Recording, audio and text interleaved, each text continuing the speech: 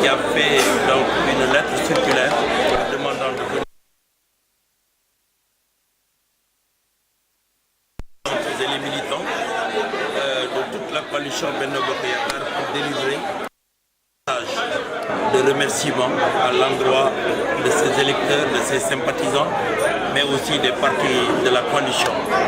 Parce que nous venons de sortir d'une bataille électorale en juillet 2017 qui a consacré la victoire de notre coalition. C'est qu'aujourd'hui, nous avons une majorité de 127 députés à l'Assemblée nationale.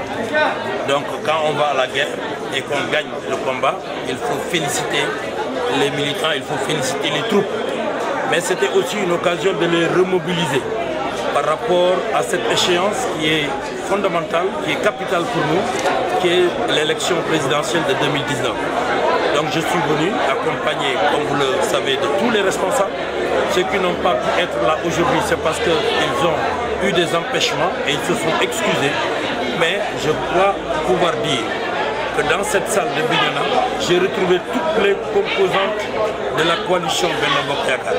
Et ensemble, nous avons fait un travail d'évaluation et nous avons délivré le message du président de la République qui a été un message intelligible, compris et aidé par les responsables. Nous avons pu donc débattre de tout ça et remobiliser les troupes pour qu'en 2019, que cette élection ne soit qu'une formalité et que nous puissions faire passer le président dès le premier tour. Tous les départements sont concernés par les missions, les 45 départements. Le président avait souhaité que tout ce travail-là soit fait avant le 31 décembre. Mais à cause des calendriers des uns et des autres, il y a des camarades qui sont envoyés dans des départements, mais qui attendent le début de l'année pour le faire. Mais comme moi je suis un soldat, comme mon ami Abdoulaye Badji, nous avons tenu à respecter à la lettre les desiderata du président de l'APR qui voulait que cette tournée se fasse avant le 31 décembre. Et c'est la raison pour laquelle nous sommes là, pour délivrer le message qu'il a bien voulu nous demander de délivrer. Et ce que vous avez entendu vous a rassuré, certainement. Ah oui, ce que j'ai entendu m'a rassuré.